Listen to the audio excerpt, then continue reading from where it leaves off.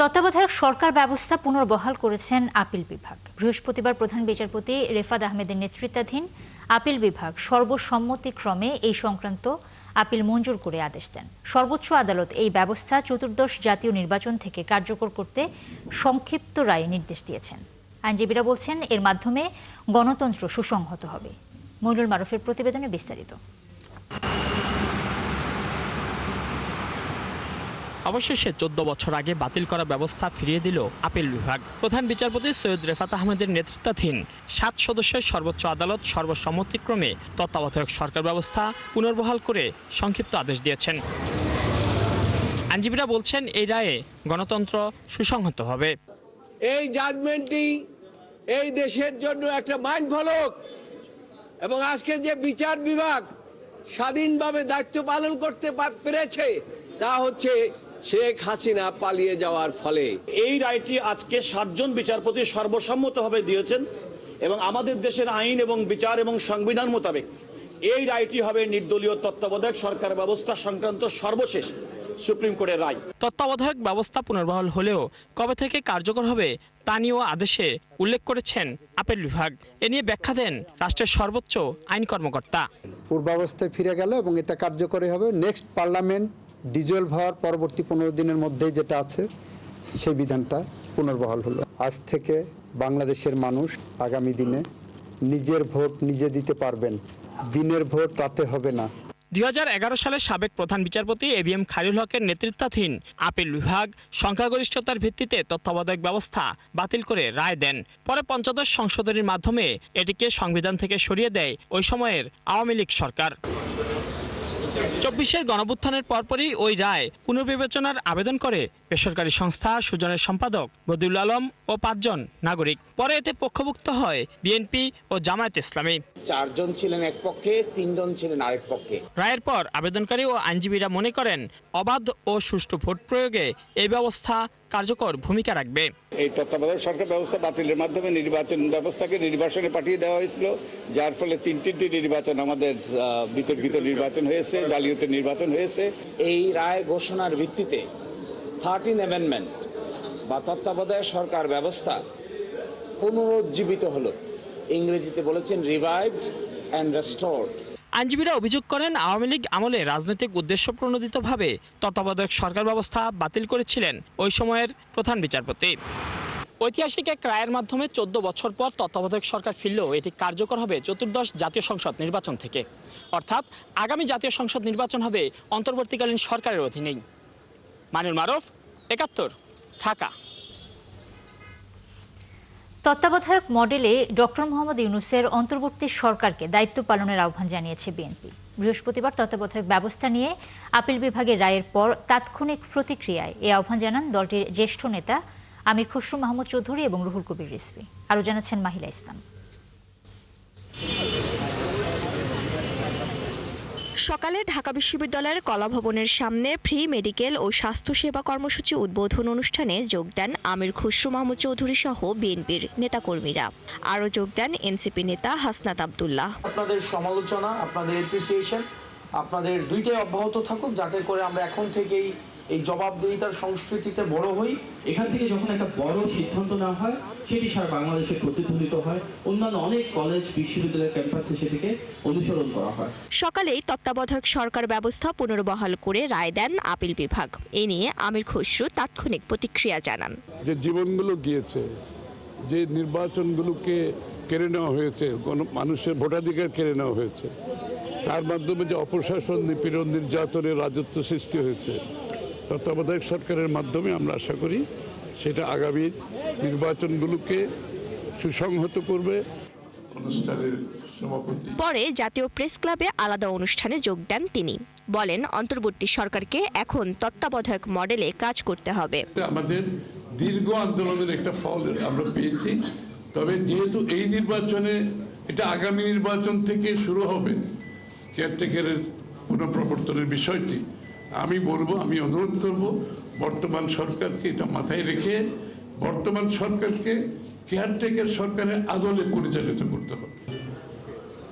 এদিকে আমরা বিএনপি পরিবারের এক অনুষ্ঠানে দলটির আরেক নেতা রুহুল কবির রিজভী বলেন, ভবিষ্যৎ রাজনীতির জন্য তত্ত্বাবধায়ক রায় ইতিবাচক। কেউ যাতে আবার নতুন করে ফ্যাসিস্ট হয়ে না উঠতে পারে, তার জন্য আমি মনে করি আজকের এই রায়টি অত্যন্ত ইতিবাচক। নির্বাচনে জিতলে তৃণমূল জনগণের জন্য বিএনপি কাজ করবে বলেও প্রতিশ্রুতি দেন এই নেতা। এই মানব কল্যাণমূলক কাজের যে প্রয়াস তারা চালাচ্ছে সেটা এগিয়ে যাবে। মাহিলা ইসলাম, ৭১, ঢাকা।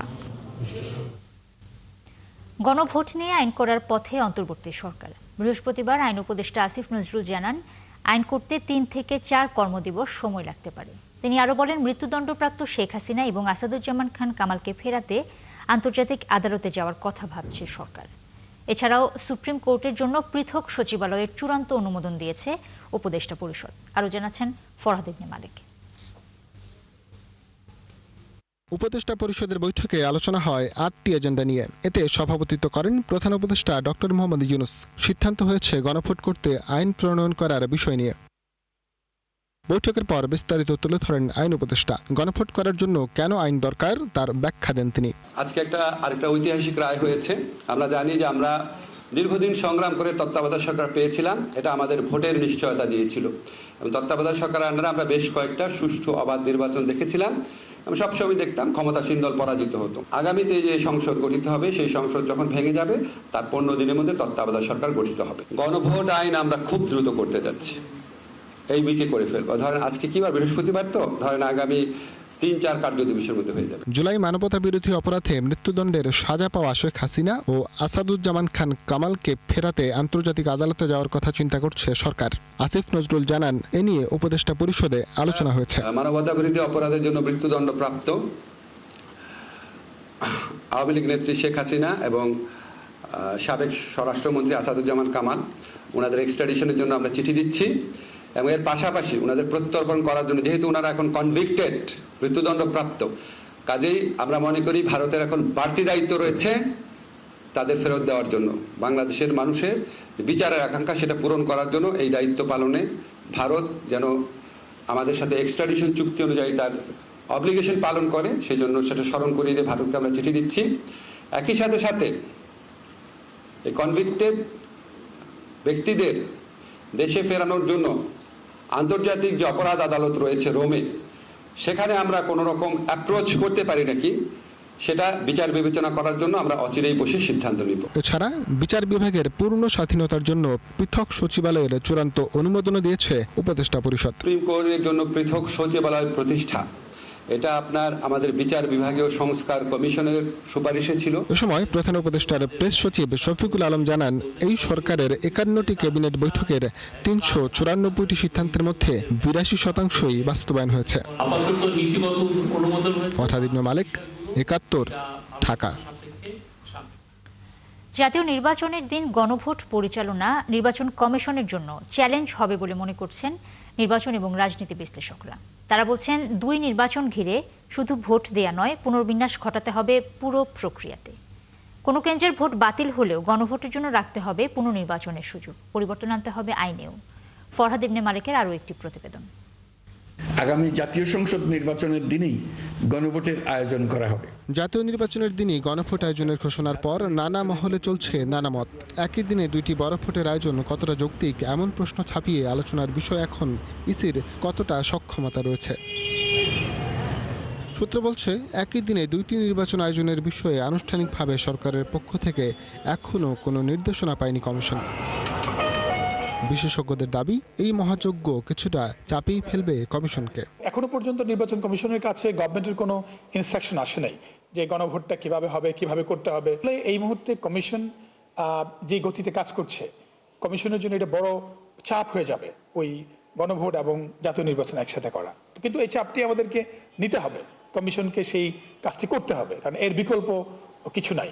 শুধু ভোট দেওয়া না, এখানে পুরো সিস্টেমটাকে একটু রিশাফল করতে হবে। ইলেকশন কমিশন এই পুরো নির্বাচনটা পরিচালনার জন্য কি ধরনের নেতৃত্বে থাকছে, তার নেতৃত্বের প্রকাশটা কেমন হচ্ছে, তার ভাষাটা কেমন হচ্ছে, এটার পর ডিপেন্ড করবে যে নির্বাচনের দিন পরিস্থিতি কেমন থাকবে। নির্বাচনের দিনে অনিয়ম হলে পুরো কেন্দ্রেরই ভোট বাতিলের ক্ষমতা পেয়েছে ইসি। সেক্ষেত্রে কি গণভোটেরও ফলাফল বাতিল হবে? বিশ্লেষকরা দিয়েছেন ভিন্ন মত। কোথাও যদি গোলযোগ হয় এবং নির্বাচন কমিশন যদি ওইখানকার ভোট যদি বাতিল করে, তাহলে আসলে মানে গণভোটের যে প্রক্রিয়াটা ওটাও কিন্তু ওখানে বন্ধ হয়ে যাবে। তাহলে এই গণভোট কিন্তু পুনরায় নেয়ার কোনো নজির নাই। মানে গণভোট কিন্তু আপনার একসাথেই হবে, এটা সিম্পল এজেন্ডা থাকে, এটা রেজাল্ট হয়ে যায়।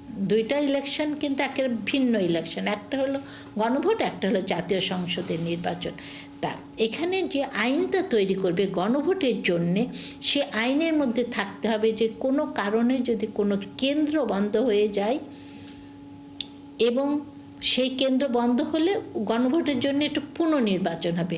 এছাড়া জাতীয় নির্বাচনের উত্তাপের প্রভাব কোনোভাবেই যেন গণভোটে না পড়ে, সেদিকে কমিশন, দল ও সরকার সবাইকেই লক্ষ্য রাখতে হবে বলেও মনে করেন এই বিশ্লেষক। এইটা যদি নিশ্চিত করতে পারে নির্বাচন কমিশন, তাহলে তারা সবার সহযোগিতাটা পাবে। ফরহাদ ইবনে মালেক, ৭১, ঢাকা।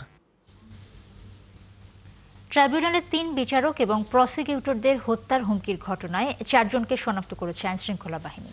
এর মধ্যে ভোলা থেকে একজনকে গ্রেপ্তার করেছে পুলিশ। প্রসিকিউটর তানভীর জোহা বলেন, শুধু দেশের বাইরে নয়, প্রত্যন্ত অঞ্চল থেকে প্রযুক্তি ব্যবহারের মাধ্যমে ট্রাইব্যুনালে বিচারক এবং প্রসিকিউটরদের হুমকি দেওয়া হয়। আরও জানাচ্ছেন সৈকত সাদেক। ১৭ নভেম্বর জুলাই মানবতা বিরোধী অপরাধের দায়ে ক্ষমতাচ্যুত প্রধানমন্ত্রী শেখ হাসিনা তার সরকারের সাবেক স্বরাষ্ট্রমন্ত্রী আসাদুজ্জামান খানের মৃত্যুদণ্ড দেন আন্তর্জাতিক অপরাধ ট্রাইব্যুনাল। ৫ বছরের সাজা দেয় আইজিপি মামুনকে। এই রায়কে ঘিরে ট্রাইব্যুনালের চেয়ারম্যান ও প্রসিকিউটরদের বিভিন্ন জায়গা থেকে হুমকি আসে। মোবাইল ফোনে দেয়া হয় এই হুমকি। পাশাপাশি সামাজিক যোগাযোগ মাধ্যমে ট্রাইব্যুনালের চেয়ারম্যান ও প্রসিকিউটরদের ছবি, মোবাইল নম্বর, বাড়ির ঠিকানা ছড়িয়ে দেয় দুষ্কৃতিকারীরা। এই ঘটনায় ৪ জনকে শনাক্ত করেছে আইনশৃঙ্খলা বাহিনী। ভোলা থেকে একজনকে গ্রেপ্তার করা হয়েছে। এবং তারা আসলে দেশে বসে বিদেশি রূপ ধারণ করে এই হুমকিগুলো প্রদান করছিল এবং তারা বেশ কিছু রিমোট অঞ্চল থেকে, নদী তীরবর্তী এলাকা, দ্বীপ এলাকা থেকে তারা এই জাতীয় কলগুলো করছিল। ইতিমধ্যে আমরা প্রযুক্তির মাধ্যমে বেশ কয়েকজনকে শনাক্ত করতে পেরেছি এবং মূল যিনি এটা পরিকল্পনা, তিনি ইতিমধ্যে শনাক্ত হয়েছেন। এই ঘটনায় জড়িত বেশ কিছু ফেসবুক পেজ ও ব্যক্তিকে শনাক্ত করা হয়েছে বলেও জানান এই প্রসিকিউটর। একটি ভিত্তিহীন সামাজিক একটি অবস্থান বা সমর্থন তৈরি করার অপচেষ্টাই বলবো তারা করতে চাইছেন, কিন্তু সেটা আসলে সফল হচ্ছে না। এবং একটি বিষয় খুব স্পষ্ট করে বলতে চাই, আমরা প্রসিকিউশনদেরকে যারা যে দেশ থেকেই হুমকি দিক না কেন, তারা কিন্তু ইতিমধ্যে সকলে আইডেন্টিফাইড এবং আমাদের প্রচলিত আইনে তারা বিদেশের থেকে যে খুব একটা লিগ্যাল রেমিডি দিতে পারবে, এটা আসলে সঠিক নয়। এছাড়া শেখ হাসিনার রায়কে নিয়ে ভারতবর্ষে আওয়ামী লীগের সাবেক নেতা, মন্ত্রী ও এমপিদের দেয়া বক্তব্য যাচাই বাছাই করা হচ্ছে বলেও জানায় প্রসিকিউশন। ভারতের সাইবার পুলিশকেও আমরা সেই সকল আইপিগুলো নিয়ে কোশ্চেনিং করব। সৈকত সাদিক, ৭১, ঢাকা। শুল্ক চুক্তির অধীনে যুক্তরাষ্ট্র থেকে সামরিক সরঞ্জাম কিনতে পারে বাংলাদেশ, এমন আভাস দিয়েছেন দেশটিতে নিযুক্ত প্রেস মিনিস্টার গোলাম মর্তুজা। তিনি ৭১কে বলেছেন, উভয় পক্ষের সম্মতিতে ওই চুক্তি প্রকাশ করা হতে পারে, তখন সব ধরনের ধোঁয়াশা কেটে যাবে। তিনি আরও বলেন, দেশের স্বার্থ বজায় রেখেই ট্রাম্প প্রশাসনের সাথে শুল্ক চুক্তি করেছে ডক্টর ইউনূসের সরকার। সুফিয়ান ফারাবির প্রতিবেদন। গত আগস্টের মাঝামাঝি থেকে যুক্তরাষ্ট্রের বাজারে কোনো ধরনের পণ্য রফতানিতে ভারতকে ৩৫%, চায়নাকে ৫৫% ও ভিয়েতনামকে ২০% শুল্ক বেঁধে দেয় ট্রাম্প প্রশাসন। বিশ্ব বাণিজ্যে যা ট্রাম্পের শুল্ক ঝড় হিসেবে অভিহিত করা হয়। তবে বাংলাদেশের সঙ্গে দীর্ঘ আলোচনার পর ২০% শুল্ক নির্ধারণ করা হয়, যা দেশের তৈরি পোশাক খাতকে সম্ভাব্য ক্ষতি থেকে উদ্ধার করেছে বলেই মনে করেন অনেকে। তবে যেই চুক্তির প্রেক্ষিতে ১ লাফে ১৫% শুল্ক কমিয়েছে যুক্তরাষ্ট্র, সেসব বিষয়ে প্রকাশ্যে না আনার শর্ত জুড়ে দেয়। এতেই সন্দেহ তৈরি হয় এবং চুক্তিটিকে দেশের স্বার্থবিরোধী হওয়ার আশঙ্কা করেন কেউ কেউ। কিন্তু বাস্তবে এমন কিছুই ঘটেনি, বরং বাংলাদেশের স্বার্থ শতভাগ বজায় রেখেই এই চুক্তি সফলভাবে সম্পন্ন হয়েছে বলে জানিয়েছেন ওয়াশিংটন দূতাবাসের প্রেস মিনিস্টারের দায়িত্বরত গোলাম মর্তুজা। ওই পর্যায়ে এই চুক্তিটি হয়তো আগামী সামনের সময়ে, অল্প সময়ের মধ্যে চুক্তিটি স্বাক্ষর হবে। চুক্তিটি স্বাক্ষর হওয়ার আগে পর্যন্ত কোনো দেশ এটা প্রকাশ করতে পারবে না। চুক্তি স্বাক্ষর হয়ে যাওয়ার পরে গোপনীয়তার চুক্তিটি যেটা আছে সেটা বাংলাদেশের পক্ষ থেকে ইতিমধ্যেই যুক্তরাষ্ট্রকে জানানো হয়েছে এবং চুক্তি স্বাক্ষরের সময়ও জানানো হবে যে এই চুক্তিটি আমরা প্রকাশ করতে চাই, যুক্তরাষ্ট্রের সম্মতি প্রত্যাশা করবে বাংলাদেশ। কারণ এই চুক্তির মধ্যে বাংলাদেশের স্বার্থ বিঘ্নিত হয় এমন কোনো শর্ত নাই। চুক্তির মধ্যে কি সামরিক কোনো বিষয় আছে? যুক্তরাষ্ট্রের প্রস্তাব কি ছিল? যুক্তরাষ্ট্রের প্রস্তাব ছিল তোমরা চীনের কাছ থেকে বা অন্য জায়গা থেকে অনেক সামরিক সরঞ্জাম কেনো, আমাদের কাছ থেকে বাংলাদেশ যুক্তরাষ্ট্র থেকে কিনতে চায়। এখন যুক্তরাষ্ট্র চীনের কাছ থেকে যে দাম যুক্তরাষ্ট্রের কাছ থেকে কিনতে গেলে সেই দাম অনেক বেশি।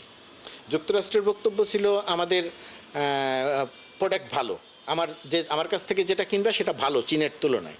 এখন বাংলাদেশের এই জায়গাতে প্রস্তাব যে হ্যাঁ তোমার প্রোডাক্ট ভালো, কিন্তু আমি 10 টাকার জিনিস তোমার কাছ থেকে 30 টাকা দিয়ে কিনতে পারবো না, কারণ আমার ইকোনমি সেটা সাপোর্ট করে না। এটা যুক্তরাষ্ট্র বুঝেছে। তখন যুক্তরাষ্ট্র ঠিক আছে, সব কেনার দরকার নাই, যতটুকু পারো কিনো। বাংলাদেশ বলছে ঠিক আছে, আমরা পর্যালোচনা করব। এই চুক্তির মাধ্যমে বাংলাদেশের রপ্তানি খাত অনন্য উচ্চতায় পৌঁছানোর ব্যাপারে আশাবাদী তিনি। অবস্থাটা এমন হয়েছে, বাংলাদেশ ভিয়েতনামের চেয়ে বেশি সুবিধা পেয়েছে, ভারতের চেয়ে বেশি সুবিধা পেয়েছে। তো আগামী দিনগুলোতে বাংলাদেশের রপ্তানি যুক্তরাষ্ট্রে আরো বাড়বে। সুফিয়ান ফারাবি, ৭১, ঢাকা। অবৈধ সম্পদ অর্জনের অভিযোগে ব্রিটিশ এমপি টিউলিপ সিদ্দিকের বাবা শফিক আহমেদ সিদ্দিকের বিরুদ্ধে মামলা করেছে দুদক। তার বিরুদ্ধে জ্ঞাত আয় বহির্ভূত 8.5 কোটি টাকার বেশি সম্পদের প্রমাণ মেলায় এই মামলা করেছে কমিশন। এদিকে ডায়মন্ড ওয়ার্ল্ডের মালিক দিলীপ কুমার আগারওয়ালের সম্পদের খোঁজে বিভিন্ন দফতরে চিঠি দিয়েছে দুদক। আর ক্রিকেটার সাকিব আল হাসানকে তলব করা হয়েছে 26 নভেম্বর। জেমসন মাহবুবের প্রতিবেদনে বিস্তারিত। 5 আগস্ট গণ অভ্যুত্থানে পতন হয় শেখ হাসিনার শাসনামল। দেশ ছেড়ে ভারতে পালিয়ে যান তিনি। সাথে ছিলেন বোন রেহানা ও পরিবারের সদস্যরা, যাদের সবার বিরুদ্ধেই প্লট, জালিয়াতি সহ দুর্নীতির বিভিন্ন মামলা হয়েছে। এবার সেই তালিকায় যোগ হলেন রেহানার ও ব্রিটিশ এমপি টিউলিপ সিদ্দিকের বাবা শফিক আহমেদ। 8 কোটি 65 লাখ টাকা অবৈধ সম্পদ অর্জনের অভিযোগে তার বিরুদ্ধে মামলা করে দুদক। অসাধু উপায়ে জ্ঞাত আয়ের উৎসের সাথে অসঙ্গতিপূর্ণ 8 কোটি 65 লক্ষ টাকারও বেশি মূল্যের সম্পদ অর্জন ও দখলে রাখার অপরাধ অনুসন্ধানকালে প্রমাণিত হয়েছে। এই কারণে তার বিরুদ্ধে দুর্নীতি দমন কমিশন আইন 2004-এর 27(1) ধারায় কমিশন কর্তৃক আরও একটি মামলা রুজুর সিদ্ধান্ত গৃহীত হয়েছে। এদিকে ডায়মন্ড ওয়ার্ল্ডের এমডি দিলীপ কুমার আগারওয়ালের সম্পদের খোঁজে বিভিন্ন দপ্তরে চিঠি পাঠিয়েছে দুদক। এর আগে তার বিরুদ্ধে 112 কোটি টাকা অবৈধ সম্পদ ও 755 কোটি টাকা সন্দেহজনক লেনদেনের অভিযোগে মামলা করে সংস্থাটি।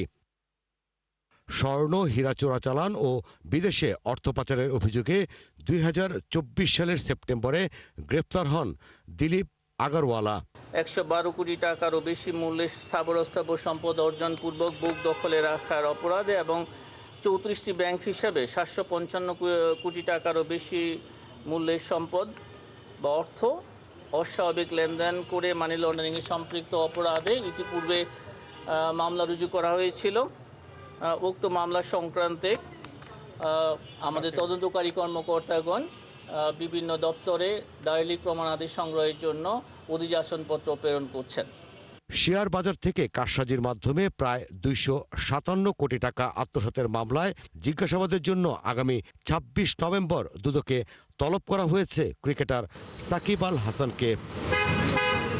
জেমসন মাহবুব, 71, ঢাকা।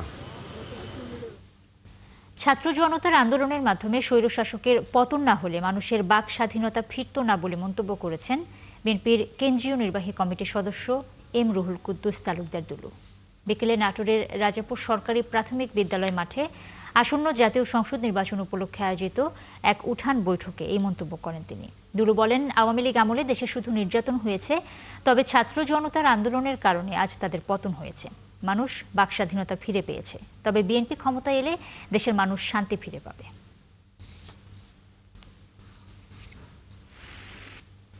সুপ্রিম কোর্ট এই তত্ত্বাবধায়ক সরকারের বিল পাস করেছে, এটা আমি মনে করি বিএনপির জন্য নয়, এই বিল বাংলাদেশের মানুষের জন্য। এটা একটা বিজয়, এটা বিএনপির বিজয় নয়, এটা বাংলাদেশের মানুষের, সাধারণ মানুষের বিজয় বলে আমি মনে করি।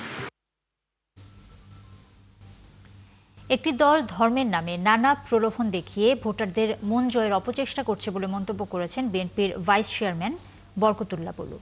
বিকেলে নোয়াখালীর বেগমগঞ্জের মধ্য নরোত্তমপুর সরকারি প্রাথমিক বিদ্যালয় মাঠে এক উঠান বৈঠকে যোগ দিয়ে তিনি এই মন্তব্য করেন। তিনি বলেন, একটি দলকে ভোট দিলে বেহেশতে যাওয়া সহজ, এমন প্রলোভন দেখানো হচ্ছে নারী ভোটারদের। তবে তাদের কথায় বিভ্রান্ত না হয়ে আগামীতে ধানের শীষে ভোট দেওয়ার আহ্বান জানান বিএনপির নেতা। বরকতুল্লাহ বুলু আরও বলেন, শহীদ রাষ্ট্রপতি জিয়াউর রহমানের কারণেই একটি অসাম্প্রদায়িক রাষ্ট্র হিসেবে বাংলাদেশ পেয়েছি। বিএনপি নির্বাচিত হলে দেশের সম্প্রীতির বন্ধন বজায় রাখা হবে বলেও তিনি জানান।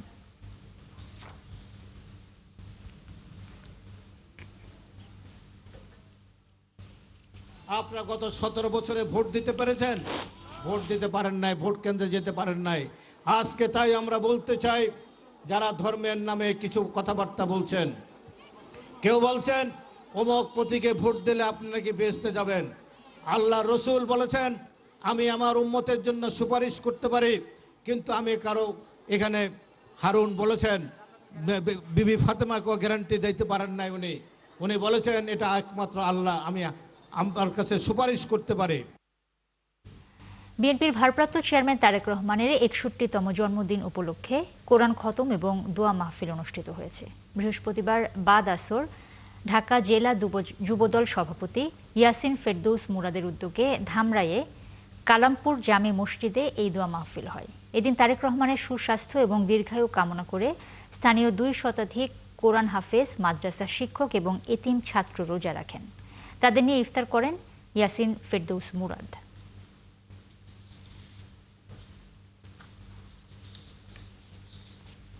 ভুটানের প্রধানমন্ত্রীর সফরে দেশটি থেকে জলবিদ্যুৎ আনার বিষয় নিয়ে আলোচনা হওয়ার কথা রয়েছে। তবে এ বিষয়ে সিদ্ধান্ত আসার সম্ভাবনা কম বলে জানিয়েছেন পররাষ্ট্র সচিব আসাদ আলম সিয়াম। বৃহস্পতিবার এক সংবাদ সম্মেলনে একথা জানান তিনি। শনিবার 3 দিনের সফরে ঢাকায় আসছেন ভুটানের প্রধানমন্ত্রী। সফরকালে তিনি রাষ্ট্রপতি, প্রধান উপদেষ্টা এবং পররাষ্ট্র উপদেষ্টার সঙ্গে বৈঠক করবেন। রিপোর্ট করছেন সুফিয়ান ফারাবি। ঢাকা আসছেন ভুটানের প্রধানমন্ত্রী শেরিং তবগে। প্রধান উপদেষ্টার আমন্ত্রণে 2 দিন অবস্থান করবেন ঢাকায়। তাকে বরণ করে নিতে ঢাকায় নানান সাজসজ্জা। এই সফরে 3টি সমঝোতা স্মারক স্বাক্ষরিত হবে। আলোচনা হবে আঞ্চলিক জোটগুলোকে আরও বেশি কার্যকর করার উপায় নিয়েও। ভুটানের সাথে আন্তর্জাতিক ইন্টারনেট ব্যান্ডউইথ, ভুটানের বিশেষজ্ঞ চিকিৎসক ও স্বাস্থ্যকর্মী নিয়োগ এবং কৃষি সহযোগিতা বিষয়ক 3টি সমঝোতা স্মারক স্বাক্ষর হবার সম্ভাবনা রয়েছে। উল্লেখ্য, বিষয়গুলো এখনো আলোচনাধীন। এছাড়া গুরুত্বপূর্ণ আঞ্চলিক ও বহুপাক্ষিক বিষয়েও আলোচনা হবে বলে আশা করা যায়। পররাষ্ট্র মন্ত্রণালয় মনে করছে এই সফরের মাধ্যমে ঢাকা থিম্পু সম্পর্ক আরও গভীর হবে। আসন্ন সফরে এই সম্পর্ক আরও বিস্তৃত ও গভীর করবার জন্য পারস্পরিক সহযোগিতা কিভাবে আরও বৃদ্ধি করা যায় সে বিষয়ে আলোচনা হবে। ভারতের মাটি ব্যবহার করে ভুটানের কাছ থেকে অনেক দিন ধরেই জলবিদ্যুৎ আনতে চায় বাংলাদেশ। বিষয়টি নিয়ে দেশটির প্রধানমন্ত্রীর সঙ্গে আলোচনা হতে পারে, তবে কোনো সিদ্ধান্ত আসার সম্ভাবনা কম। জলবিদ্যুৎ আনবার একটা প্রস্তাব রয়েছে এবং ভুটানের পক্ষ থেকেও আগ্রহ রয়েছে, কিন্তু যেহেতু বিষয়টা ত্রিদেশীয় সেহেতু এটা এখনো আলোচনার পর্যায়ে রয়েছে। এটা ভুটান এবং ভারতের মধ্যে আলোচনা শেষে আমাদের সাথে আলোচনা এগোবে বলে আমরা আশা করি। জলবিদ্যুৎ আনবার বিষয়টি নিশ্চয়ই বাংলাদেশ এবং ভুটান 2 প্রতিনিধি দল আলোচনা করবে। এই সফরে ব্যবসায়ীদের সঙ্গেও আলোচনা করবেন ভুটানের প্রধানমন্ত্রী। প্রস্তাব দেব। সুফিয়ান ফারাবি, 71, ঢাকা।